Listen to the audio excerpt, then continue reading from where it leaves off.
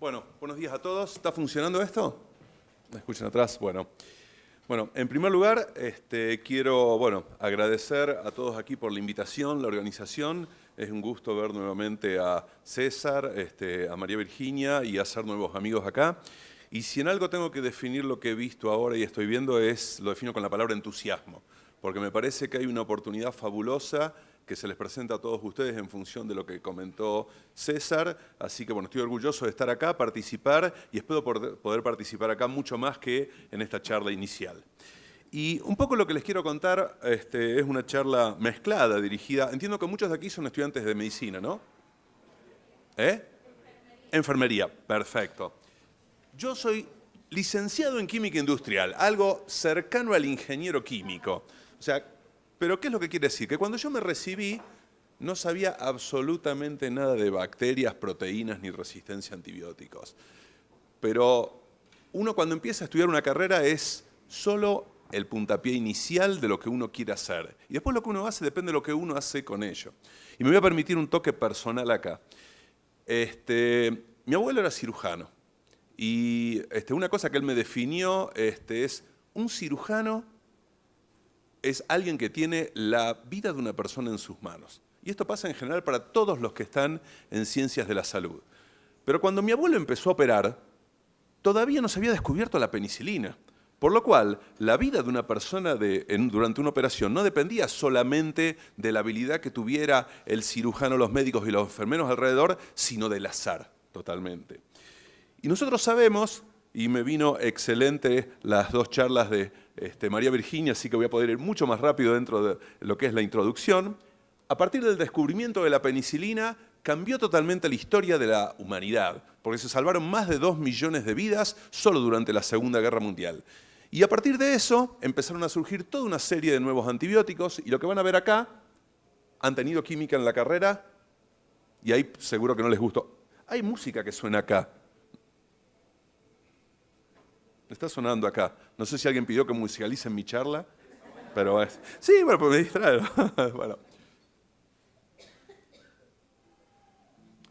Y lo que vemos acá, les voy a mostrar un poquito de la química. Estaba ahí. Gracias. Lo que les quiero mostrar, hay distintas familias de antibióticos beta-lactámicos. Estos son los clásicos penicilina, cefalosporina, los carbapenemes y las monobactamas. Lo que tienen todos en común, que está aquí en rojo, es esto que se llama una amida cíclica, que es el anillo de los beta-lactámicos, que es el que define su acción terapéutica, porque como les contó María Virginia, son capaces de interferir con la síntesis del péptidoglicano, debilitando la pared celular y las bacterias explotan como globos prácticamente. Ahora, todos sabemos que el uso indiscriminado de antibióticos ha puesto una presión de selección en bacterias que son capaces de resistir a la acción de antibióticos beta-lactámicos. Y como se dijo hoy, no se sabe bien por qué hay tanta resistencia en Colombia. Y anoche yo tuve una respuesta para eso. Porque cuando me llevaron a tomar algo y pedí la lista de cócteles, apareció precisamente este cóctel llamado penicilina, que Cristian pidió, que tiene zumo de limón, Buchanan y mezcal. Así no podemos hacer las cosas en serio. Bueno, volviendo a la ciencia, perdón. Acá vemos lo que es la acción específica que tienen las penicilinas, que son capaces de inhibir estas enzimas. Y, como ya vimos, uno de los mecanismos más eficientes de defensa que tienen las bacterias es la síntesis de beta-lactamasas, que son enzimas que selectivamente lo que hacen es destruir este cuadradito de beta-lactama, dando lugar a estos beta-aminoácidos que ya no tienen acción biológica. Y en la naturaleza, me voy a permitir simplificar lo que presentó muy bien María Virginia, que hay dos grandes tipos de beta-lactamasas que se llaman se me anticipa el chiste, no vale.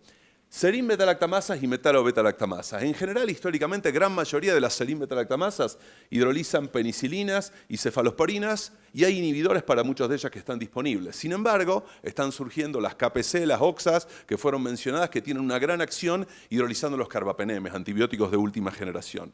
Las metalo-beta-lactamasas son distintas, como pueden ver en este código de colores, y todas ellas pueden hidrolizar igualmente bien penicilinas, cefalosporinas, carbapenemes. Las de incidencia clínica están codificadas en plásmidos y lo que ha permitido su diseminación a lo largo de un montón de bacterias. Y bueno, si yo les muestro y les digo que estas son distintas, me van a creer, porque no es muy distinto que si hacemos un juego de las 7 diferencias que tienen que encontrar, que hay diferente acá de Bob Esponja en este lado y en el otro. Pero el mensaje que les quiero pasar acá es que, viéndolo con un poco de cuidado, van a ver que son distintas. Estas enzimas tienen, además, estas 2 esferas, tienen metales. Con lo cual, primero, no están relacionadas evolutivamente un grupo y el otro, por lo cual si uno quiere tener estrategias para detenerlas, van a ser completamente distintas.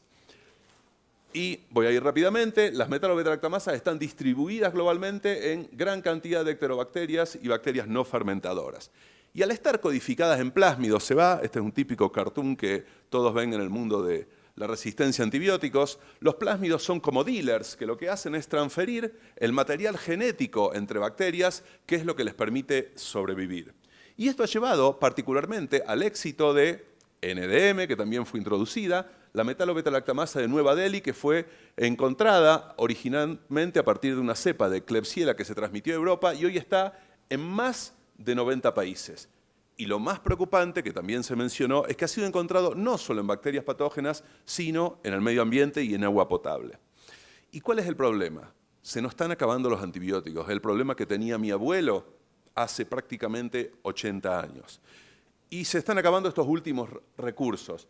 ¿Y qué pasa? La industria farmacéutica realmente no es negocio hacer antibióticos porque van a surgir resistencia. El dinero lo van a poner, sin duda, en sintetizar cosas para enfermedades crónicas, porque no van a pagar en ganancias para la industria farmacéutica. Y aquí vemos, si bien esto tiene algunos años, la caída en la cantidad de antibióticos que ha sido aprobado por la FDA. Hay algunos nuevos que han salido en los últimos años, pero aún estamos lentos. Entonces necesitamos acciones fuertes de los gobiernos y de la academia. Acá hay una decisión que fue tomada por la Casa Blanca, el presidente Obama, de una orden ejecutiva para combatir las bacterias resistentes a antibióticos. Me da un poco de miedo pensar lo que puede hacer el actual presidente de Estados Unidos si lee esto de que hay algo que combatir. Y vamos a distintas escalas. Cada vez voy diciendo menos chistes, me voy a poner más químico, disculpen.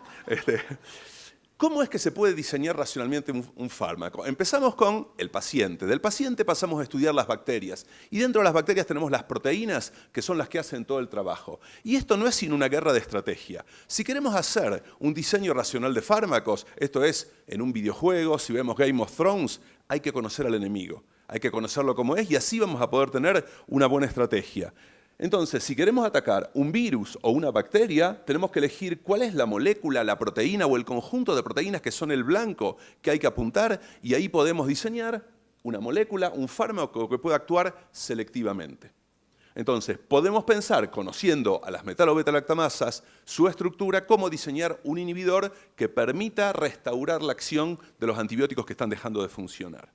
Y esto es lo que nosotros hacemos en el laboratorio y tratamos de entender el mecanismo de hidrólisis, como les comentó María Virginia, que es romper un enlace. Algo tan simple como esto destruye los antibióticos.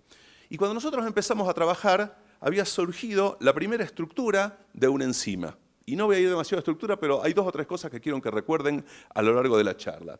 Había salido, se ve bien, está un poco desvaído aquí, pero ven bien el fondo, bien. Tienen metales y tienen metales de zinc. La primera estructura tenía un zinc en el sitio activo.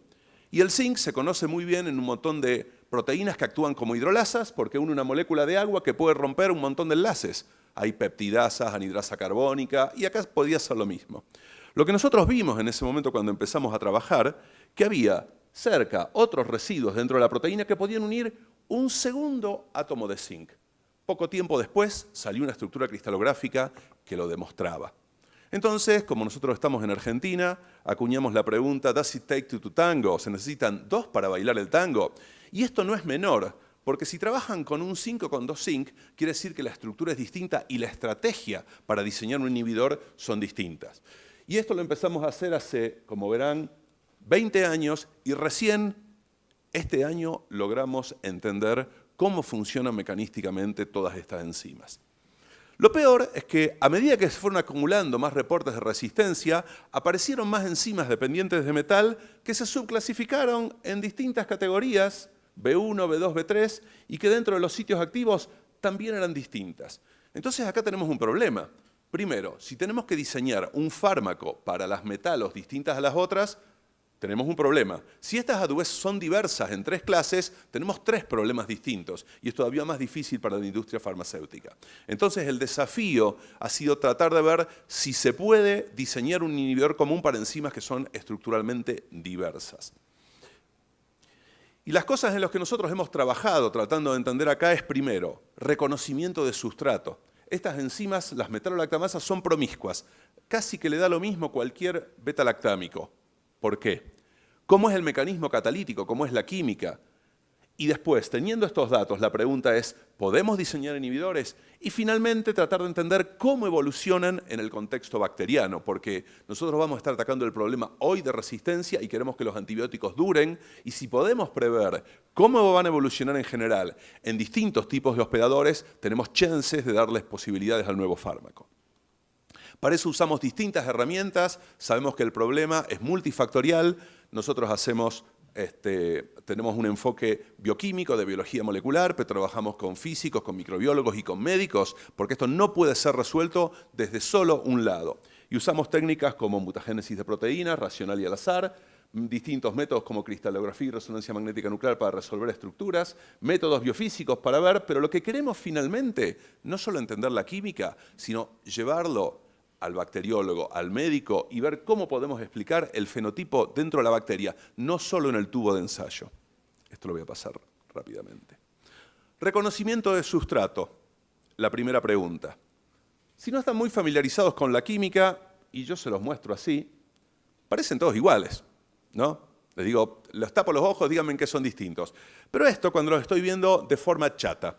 Y les voy a dar un mensaje. Antes les dije que las metalo-beta-lactamasas podrían hidrolizar todos los beta-lactámicos. En verdad no, hay una familia, y esto lo fue mencionado anteriormente, que son las monobactaman, que tienen solo este cuadradito, no son bicíclicos, que son las únicas que no son hidrolizadas. Entonces la pregunta es, ¿por qué todos estos, que hay como creo 50 o 60 beta-lactámicos de este tipo, y estos no? Lo que pasa es que acá nosotros estamos viendo la foto chata. Y esto no sirve. Es lo mismo que, no sé si alguno de ustedes alguna vez hizo una cita concertada a partir de una foto que vieron en una red social. Nunca lo hicieron y se sé que nunca lo van a volver a hacer. Pero saben que cuando se encuentra con la persona en 3D y ven la película es completamente distinto. Bueno, si los antibióticos uno mira la imagen tridimensional, ve que son muy distintos entre sí porque ocupan distintas posiciones en el espacio. Perdón, está saliendo un poco, pero son distintos, ustedes me van a creer. Entonces, ¿cómo se acomodan dentro de una sola enzima? Es un encastre, como un Lego. Lo que nosotros vimos en el laboratorio es que básicamente los iones de zinc son los que sirven para atraer y unir al sustrato. El zinc tiene carga positiva, atrae este carboxilato que tiene carga negativa y lo posiciona este zinc que no estaba en la primera estructura para que el primer zinc rompa el enlace. Uno lo agarra y el otro le pega, una actitud poco civilizada. Y les voy a mostrar un video para que lo vean. Está funcionando, esta es la enzima, nos estamos acercando al sitio activo, tenemos un metal y aquí tenemos al otro. Y en este lugar es donde se va a unir finalmente el antibiótico y toda la magia lo hacen los metales. ¿Y por qué se pueden unir tantos sustratos distintos? Porque el sitio activo, lo vemos acá, está flanqueado por 2 paredes que son muy móviles y ahí pueden unirse un montón de sustratos grandes y por eso son tan promiscuas, a diferencia de las otras beta-lactamasas con las TEM-ZXM que tienen una cavidad específica y un sitio de reconocimiento de uno u otro tipo de sustratos. Entonces, acá explicamos la promiscuidad, solo el zinc lo hace. Sin embargo, como les dije antes, el Astronam no es hidrolizado y es más pequeñito, por lo cual podría entrar mucho más fácilmente. El problema es que entra en el sitio activo, pero entra mal. Antes les dije que esto que tiene carga positiva atrae el carboxilato de carga negativa y orienta cualquier beta-lactámico con 2 anillos, penicilinas, cefalosporinas o carbapenemes, para que sea destruido. El Astronam tiene algo con carga negativa, que es un sulfonato, se coordina el mismo zinc, pero el carbonilo de la beta-lactama queda completamente lejos del zinc que hace la química, por lo cual se une, pero no puede ser hidrolizado. Y esto es importante, saber qué se une, qué no se une y qué es tratado químicamente, porque eso nos da bases para poder diseñar un inhibidor. Ahora, lo sorprendente es que muchas metalo-beta-lactamasas clínicamente importantes tienen sitios activos que son muy particulares, pero muy similares entre sí. Y si vemos las llamadas IMP, BIM, SM o NDM, perdón por la jerga, son muy parecidas, pero tienen pequeñas diferencias de sustrato. Entonces la pregunta, si son tan parecidas, ¿qué es lo que permite tunear su selectividad? Bueno, y eso está una capa más adentro. Porque este es el sitio activo que yo les dije donde se une, que están estas dos paredes. Aquí se une el antibiótico y acá están los dos zinc que están interaccionando. Pero esto es lo que ve el antibiótico. Adentro hay un montón de residuos que están interaccionando por puentes hidrógeno muy débilmente y estos dan todo el armazón al sitio activo y les voy a mostrar que esto tiene un impacto tremendo y si entendemos esto también podemos entender cómo inhibir estas enzimas. Cuando vemos, aquí para los aficionados del tema, cuando tenemos un montón de enzimas llamadas BIM y demás, vemos la secuencia, vemos las diferencias y hacemos estos que son árboles filogenéticos que nos muestran por la evolución cuán cerca o cuán lejos están. Y esto se puede hacer para las enzimas tipo BIM y las enzimas tipo IMP. Entonces uno puede decir, las que están más cercanas funcionan similares, pero esto no es así. Entonces, quiere decir, la evolución nos está engañando. Tenemos que ir a la estructura y entender cómo funcionan. Y una particularidad, esto va para las primeras filas, las BIMs, las mutaciones que han acumulado dentro de la naturaleza, están casi todas en los bucles, en esas dos paredes que flanquean el sitio activo, por alguna particularidad. Hay otras mutaciones en la estructura, pero la mayoría están acá. Mientras que las IMP acumulan mutaciones en lo que está abajo del sitio activo, la segunda esfera. Y esto es muy raro porque quiere decir que la naturaleza, una vez que tiene un determinado template, evoluciona hacia un lado y hacia el otro, de maneras que son impredecibles. Entonces es importante entender la evolución. Y voy a dar un ejemplo en particular. Es el caso de la BIM 2 es una que es muy prevalente. Y acá vemos que BIM 2 y BIM 4 están muy separadas. Sin embargo, BIM 2 y BIM 4 tienen un perfil de hidrólisis de antibiótico que es muy similar. ¿Y esto a qué se debe? Esto se debe a las mutaciones que tienen en el sitio activo. Entonces, a veces, no voy a entrar ahora en detalle en esto, no hay que ver absolutamente el cuadro global, sino cuáles son los residuos que están dentro del sitio activo y que determinan la unión a sustrato. Perfecto. Ahora, ¿cómo evolucionan? ¿Cómo se adaptan? Esto es lo que pasó en la naturaleza. ¿Podemos entenderlo dentro del laboratorio? Y nosotros tomamos en particular una enzima que se llama SPM. SP viene de Sao Paulo. Creo que es la única que tiene hasta ahora metalobetalaguanasa un nombre de una capital latinoamericana, no es que sea un orgullo particularmente. Y lo que tiene, SPM, existe solo un clon, SPM1. Las otras tienen 30 o 40 distintos. Y las otras han saltado en distintas bacterias. Ahora, SPM1 tiene un clon solo y solo se ha encontrado en cepas de Pseudomonas aeruginosa, lo cual era bastante curioso. Entonces, esa era nuestra pregunta. ¿Por qué? Y si uno de nuevo mira la estructura tratando de entender al enemigo, es muy parecida a los demás. Pero los residuos de segunda esfera, lo que están aquí adentro, eran distintos. ¿Cómo lo pudimos explorar? Entonces esta era la hipótesis. Tenemos un solo hospedador bacteriano, un solo alelo y residuos en la segunda esfera que eran inusual. Lo que hicimos es producir en el laboratorio un montón de mutantes, mutarlos al azar y ver lo que pasaba. Pusimos en una cepa de Pseudomonas. Voy a mostrar un par de experimentos para que las primeras filas se entusiasmen un poco. Lo que hicimos, tomamos una cepa de Pseudomonas aeruginosa de laboratorio y lo pusimos en un vector que la mandaba al periplasma, era procesada y generaba resistencia. Y después lo que hicimos, tomar esos residuos, randomizarlos y después seleccionar, ver cuáles eran dentro de esas mutantes los que tenían distinto perfil de resistencia contra distintos antibióticos. Simples, dobles y triples mutantes y las recogimos. Y después lo que hicimos fue tomar las que habían sobrevivido a nuestra selección en el laboratorio y ver qué perfil tenían de resistencia, porque hicieran mejor o no que la que estaba en la naturaleza. Y lo que vemos acá es lo siguiente. Para algunos antibióticos funcionaban mucho mejor las mutantes que habíamos armado. Por ejemplo, si los probábamos contra cefalexina y cefalotina, había muchas que funcionaban mucho mejor que la enzima nativa, que es la que está en verde. ¿Okay? Habíamos creado, podemos decir, creamos prácticamente un monstruo. ¿Pero por qué es la que fue seleccionada en la naturaleza? Y ahí poniendo los residuos que estaban en otras. Ahora, la SPM nativa que se encuentra es muy exitosa para hidrolizar cefalosporinas de cuarta generación y carbapenemes, que son drogas que se usan contra cepas de Pseudomonas aeruginosa. ¿Qué quiere decir esto? Que residuos que están muy ocultos dentro de la proteína, que no están a la primera vista, han servido para optimizar una enzima particular para un hospedador, que es casi un ejemplo único dentro de esto. Y el mensaje que les quiero pasar es que no basta con mirar la estructura de afuera, sino que tenemos que cavar lo más profundo dentro de la estructura de la proteína para entender cómo es la evolución y cómo reconocen los sustratos. Ahora un poquito al mecanismo catalítico, a la química. Y acá voy a poner un poco de estructuras químicas. Pero también les voy a contar un poco de mi historia personal, profesional, que tiene que ver con el desafío que ustedes tienen. ¿Cómo armar algo acá en Colombia que sea competitivo a nivel internacional? Bueno, yo después que hice mi doctorado en química, me fui a hacer un primer postdoctorado en Italia y un segundo en Estados Unidos en Caltech. Y aprendí a usar resonancia magnética nuclear, no de imágenes como se usa en medicina, sino para ver estructuras de proteínas. Para eso se necesitan equipos carísimos de más de $1 millón. Cuando volví a Argentina no había ninguno de esos equipos para trabajar en proteínas. Pero sin embargo tuve la suerte de caer, siendo un químico que no sabía nada de proteínas, en un ambiente muy estimulante de colegas que sabían de microbiología, bioquímica, biología de plantas. Y hubo un amigo, un colega que me dijo, vos trabajás en proteínas que tienen metales. ¿Sabés que de casualidad nosotros trabajamos en una enzima, para los aficionados BC2 de Bacillus cereus, que tiene metales?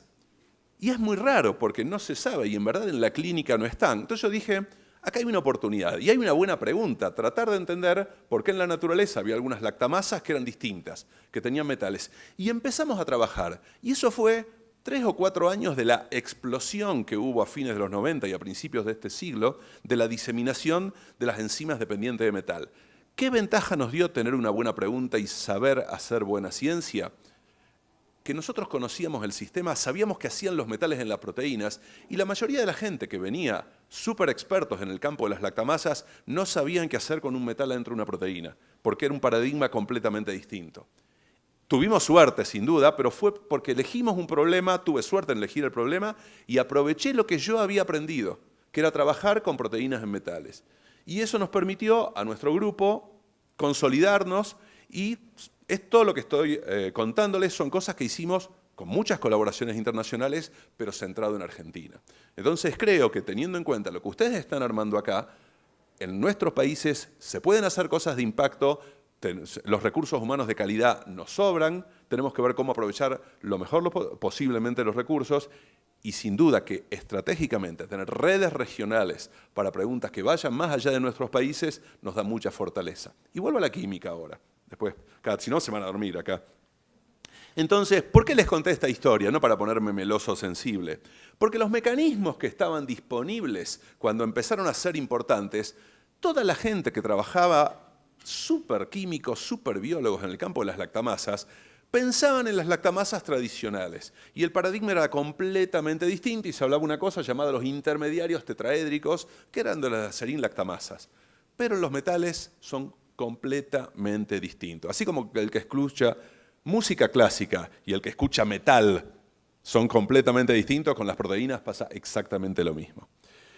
Y lo que nosotros hicimos, y esto es un trabajo de muchos años de mucha gente en el laboratorio, vimos que el intermediario que había en el mecanismo químico no era el intermediario que estaba propuesto acá, sino que era este, que es distinto, y este fue completamente descartado. O sea que para sintetizar un inhibidor, la estrategia tenía que ser diferente. Y ahora les voy a mostrar un video para no mostrarle cosas tan aburridas.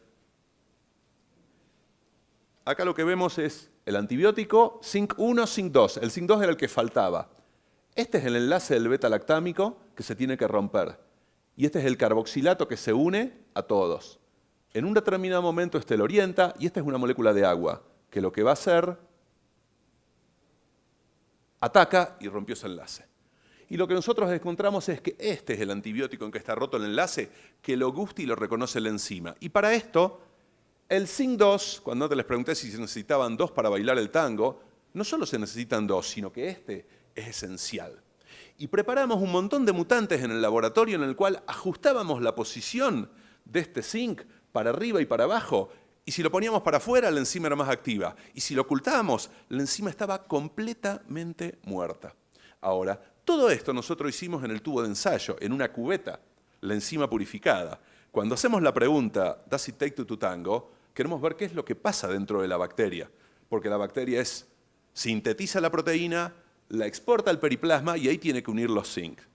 No les voy a contar los experimentos porque eso también es mucho trabajo, pero lo que Javier González y Rocío Meini demostraron hace unos años en el laboratorio es que estas enzimas necesitan 2 zinc para ser activas adentro de la bacteria. ¿Qué es lo que habíamos aprendido nosotros acá?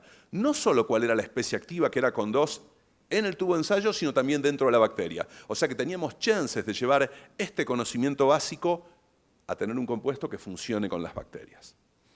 Ahora, también les dije antes que estas enzimas eran muy diversas, e inclusive hay algunas, que esto lo mostré, pero no les expliqué, que tienen un solo metal. Ahora, las que tienen un solo metal, ¿saben a dónde está?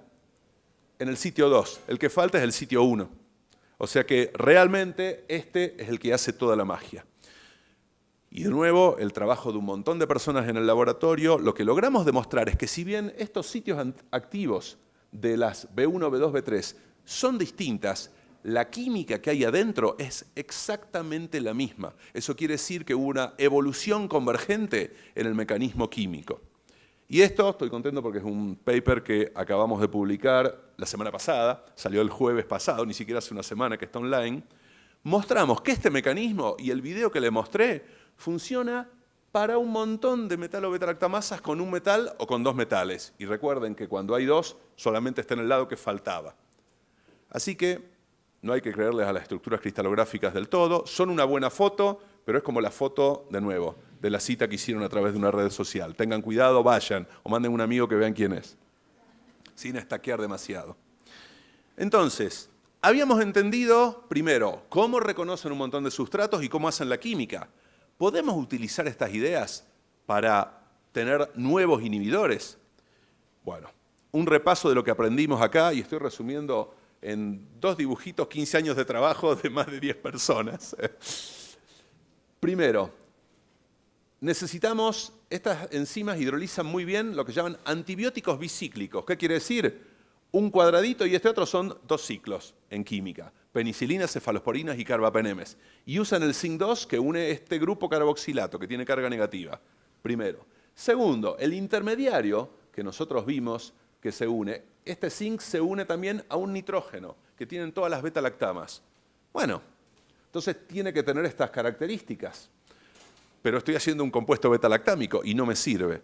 Y yo, si bien soy químico, no tengo un laboratorio para hacer compuestos. Y la solución apareció hace 6 años cuando me invitaron a Uruguay, de nuevo, contacto regional, a un congreso de química. Y fui dando vuelta por los póster, me encuentro con una colega, Graciela Mahler, que acaba de volver de su postdoc en Estados Unidos, y tenía una serie de compuestos que son parecidos a estos, no exactamente. Esta es la penicilina, y tenía estos compuestos. Fíjense qué tienen. Y solo les muestro algunos. El carboxilato que está acá, el nitrógeno que está acá, pero no tiene la beta-lactama, que es lo que rompen. Y yo le dije, ¿vos podés poner compuestos acá distintas cosas? Un tiol para arriba, para abajo, esto. Es lo que yo hago. ¿Estás disponible? Científicamente, obviamente. Me dijo, sí. ¿Y qué hizo? Empezamos a colaborar y ahí armamos un consorcio internacional con Montevideo, con Robert Bonomo en Cleveland y con James Spencer en Bristol, que empezamos a generar esta serie de compuestos que estaban basados en las hipótesis mecanísticas que construimos a lo largo de más de 10 años. Primero los probamos muy rápidamente con NDM y funcionaron, inhibían.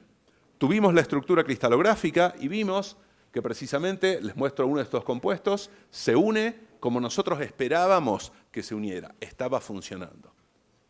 Ahora, acá estamos en el cristal o estamos en el tubo de ensayo. ¿Qué pasa en la vida real? ¿Qué pasa con las bacterias?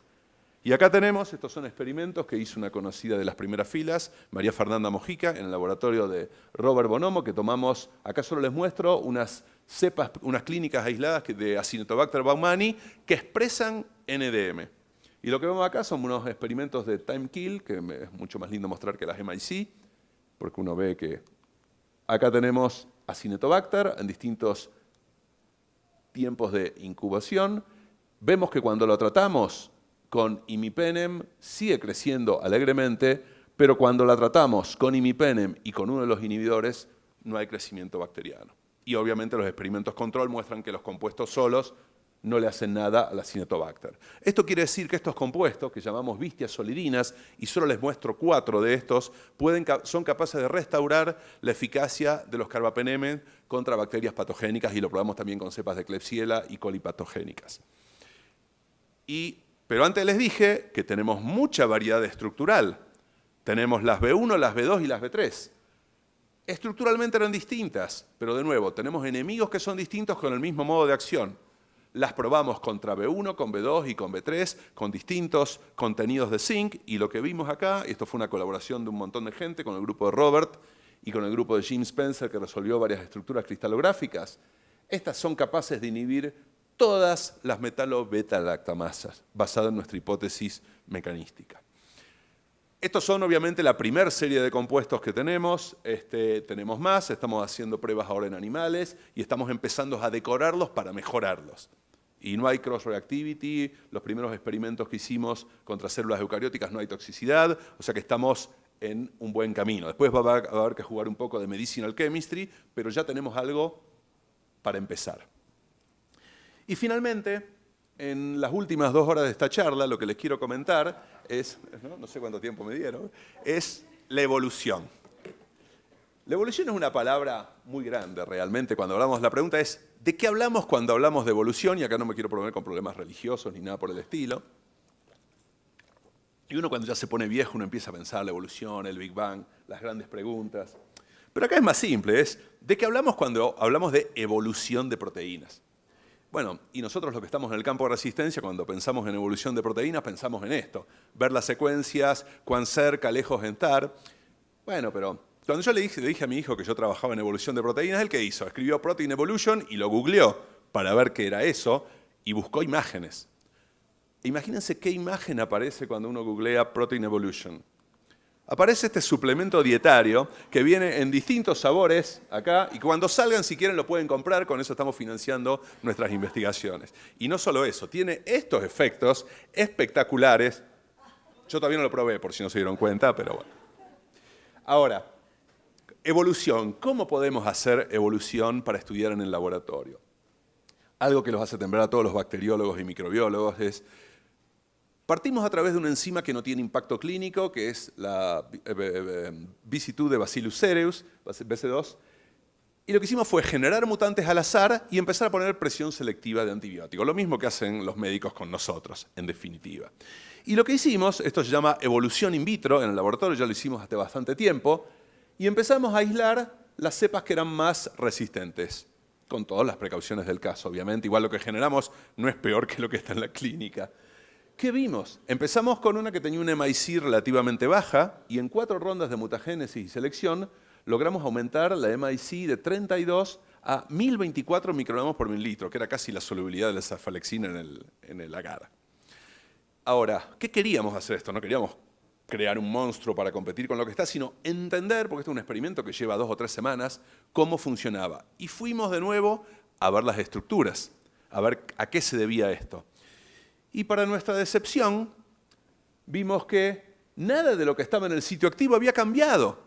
Sin embargo, era mucho, mucho más eficiente. Aislamos la proteína y era mucho, mucho más eficiente. Bueno, todas las mutaciones que se habían incorporado, que en verdad eran solo 4, estaban afuera, pero justo abajo del sitio activo. En lo que antes dije, segunda esfera, que hace como un ajuste muy fino y que nunca miramos. Entonces, teníamos 4 mutantes. ¿Qué es lo que hizo Rocío Meini en mi laboratorio? Una súper estudiante. No está disponible porque ya está en otro lado haciendo su postdoc, pero que la recomendaría a cualquiera. Preparó todas las combinaciones de simples, dobles, triples, mutantes y la cuádruple. Y no solo hizo las MIC.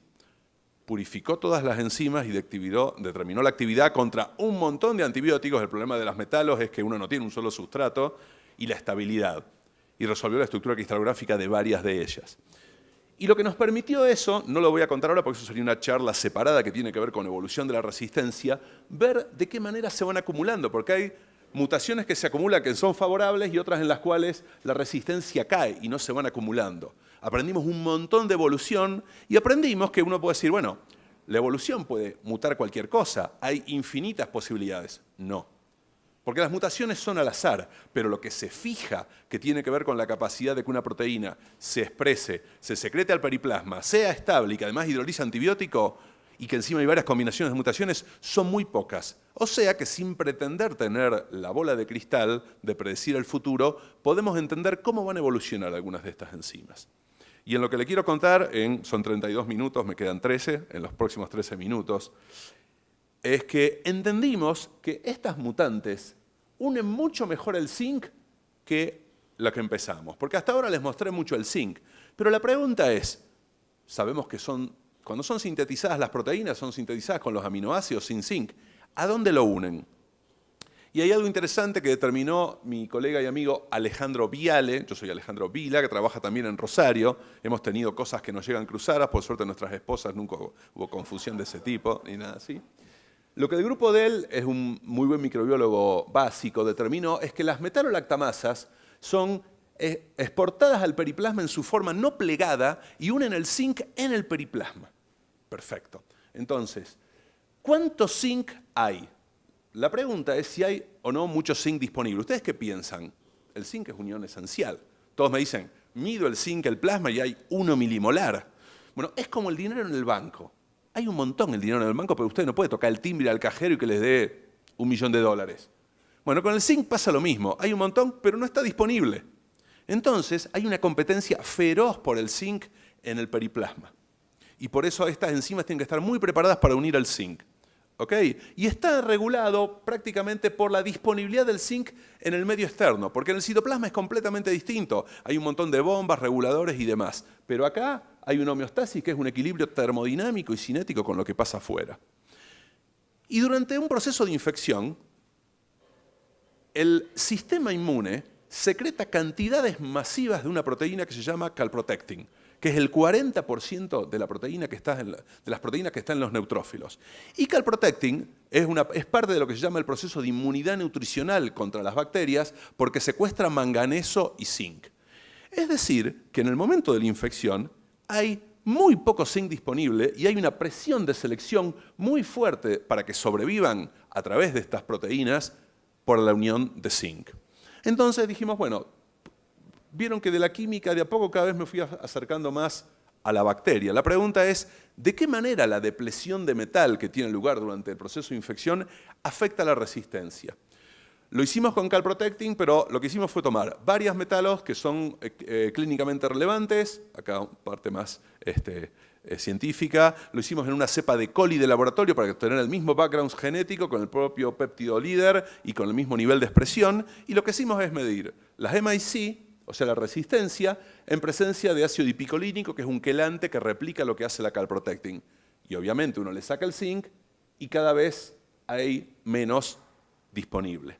Ahora, Lisandro González lo que encontró en el laboratorio es algo muy curioso, que en presencia del quelante no solo cae la resistencia, sino que, por ejemplo, y perdón por la calidad de esto, ven que la BIM, que cae mucho la resistencia, está presente, pero cuando está el quelante, desaparece la proteína en el periplasma. Créanme que hay una banda acá en el western y acá no está. Entonces, desaparece la proteína. ¿Qué es lo que pasa? Empezamos a estudiar ahora cantidad de proteína, voy a ir medio rápido por el experimento, pero lo que Lisandro mostró es que en depresión de zinc, las enzimas casi todas se degradan muy rápidamente en el periplasma, salvo SPM. Pero ojo, SPM era una de pseudomonas que la pusimos artificialmente el coli. Tiene algo particular. Entonces, primero, estas enzimas sin metal son degradadas dentro del periplasma.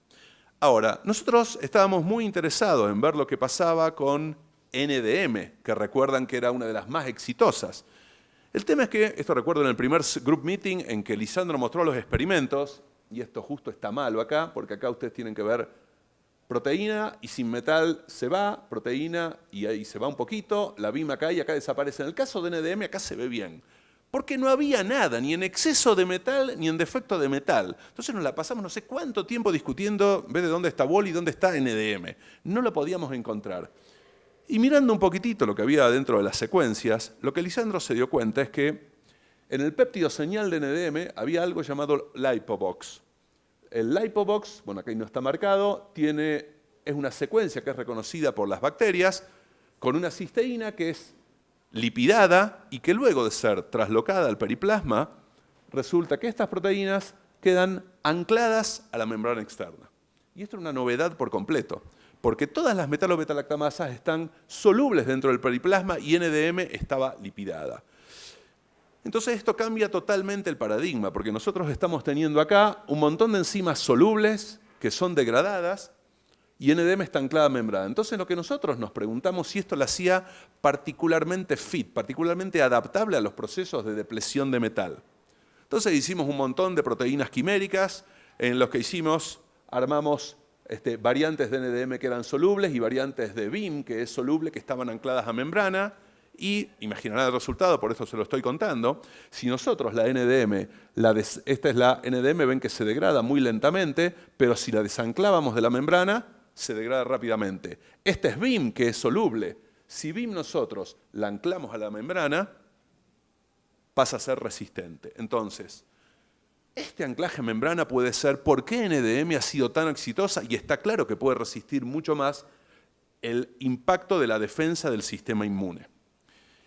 Vinculado con esto, acá pasó que estábamos con Ale Corso y Fernando Pasterán del Instituto Malbrán, que hacen toda la surveillance en Argentina, y estábamos tomando una cerveza en el ICAC, cuando existía el ICAC en Washington. Y les conté, ¿saben qué NDM está anclada a la membrana? Me dice, no me digas, es buenísimo. Yo digo, a mí me súper entusiasmaba, no entendía por qué la gente que está, como hacen ustedes, tratando de detectar que los pacientes. Lo que pasa es que NDM es muy difícil de detectar por un test que se llama el test de Hodge. Y yo, ¿qué es el test de Hodge? Porque yo tengo MIC, pero no tengo idea. No, es una cosa que detecta cuando las carbapenemasas están afuera. Entonces es probable que si está anclada a la membrana no salga tan rápidamente. Ajá. Entonces lo que hicimos fue mandarle, y esto es una cosa que tomaron todas las carbapenemasas que tenían en el freezer en el Instituto Malbrán, en Buenos Aires, y acá ven que tenemos una cepa, esto es una cepa de coli de laboratorio, lo empezamos a hacer con nuestro vector de expresión. Tenemos la NDM anclada a membrana, que da negativo, pero cuando teníamos las variantes solubles de NDM, se podían detectar. Entonces, ¿y si le tiramos un poquito de detergente? Y lo que hicimos fue tirarle tritón, que hace bolsa a las membranas, la pone soluble, entonces esto pasa a detectar NDM en su forma anclada a membrana. Y esto yo lo digo con mucho orgullo, publicamos un paper en el Journal of Clinical Microbiology, porque tal vez, no sé si los compuestos que tengo pueden tener un impacto, pueden tomar una farma, eso es difícil, vamos a seguir en esto. Pero ver que me pude sentar con un colega, con un amigo que escuchó lo que yo hacía, que yo escuché lo que él hacía. Y ustedes saben muy bien que poder detectar que alguien tiene un bicho que expresa una carbapenemasa permite al médico tomar una muy buena decisión sobre la terapia que está haciendo. Así que esto es una cosa que yo la cuento porque... ¿Y por qué se dio? Solo por sentarse a hablar, además de la cerveza que estaba por el medio, obviamente. Ahora, la pregunta es, si este anclaje a membrana, porque NDM es la gran sexy del momento dentro de las metalolactamasas, es responsable de este suceso, para ella, no para nosotros, de diseminación internacional.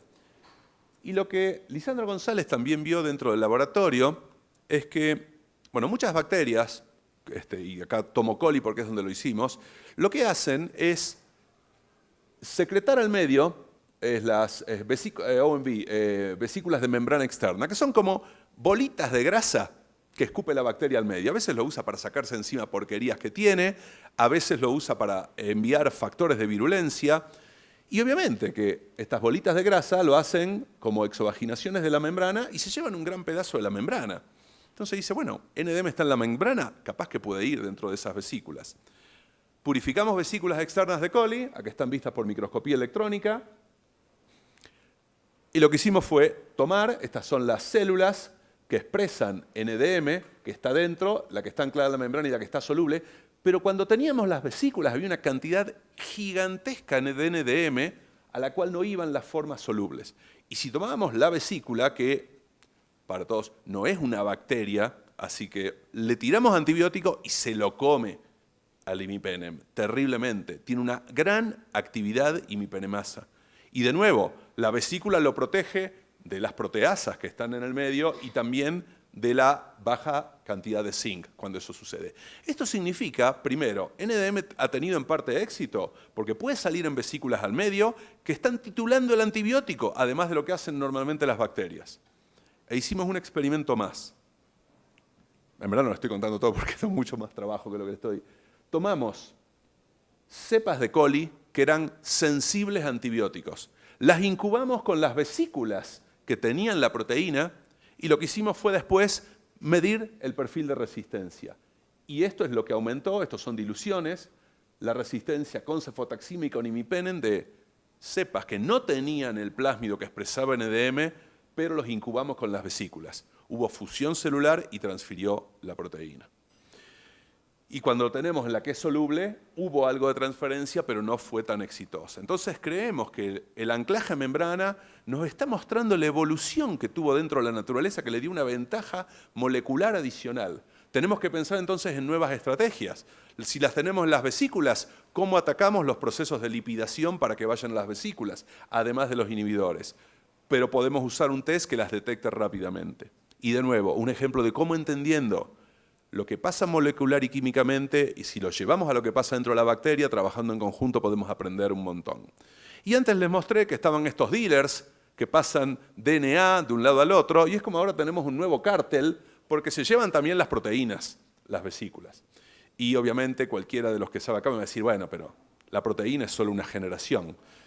Pero primero, protege bacterias, porque le da la chance, y segundo, la mala noticia es que el plásmido también va en las vesículas.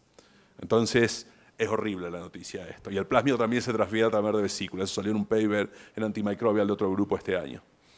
Bueno, entonces lo que les quise decir, y todavía hasta me queda un minuto, es que estas son conclusiones que tienen que ver con la parte científica. Pero lo que les quiero transmitir en particular es que pudimos entender cosas de la química de las enzimas teniendo una buena pregunta sobre el sistema adecuado, tal vez en un lugar inadecuado, como Rosario, Argentina, pero uno es el que decide cuál es su lugar en el mundo y dónde lo tiene que hacer.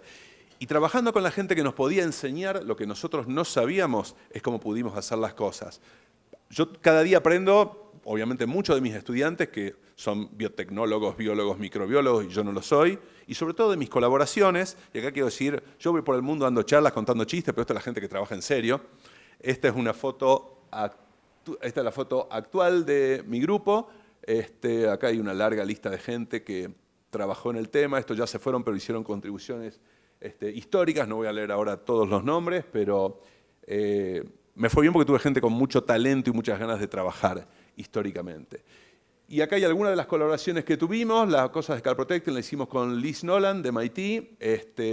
Toda la química está hecha por el grupo de Graciela Mahler en Montevideo. Parte de la cristalografía la hicimos nosotros, que lo hizo Javier González o Steffi Giannini en el laboratorio, pero lo de los inhibidores lo hizo Phil Hinchliffe en el laboratorio de Jim Spencer, el Bristol.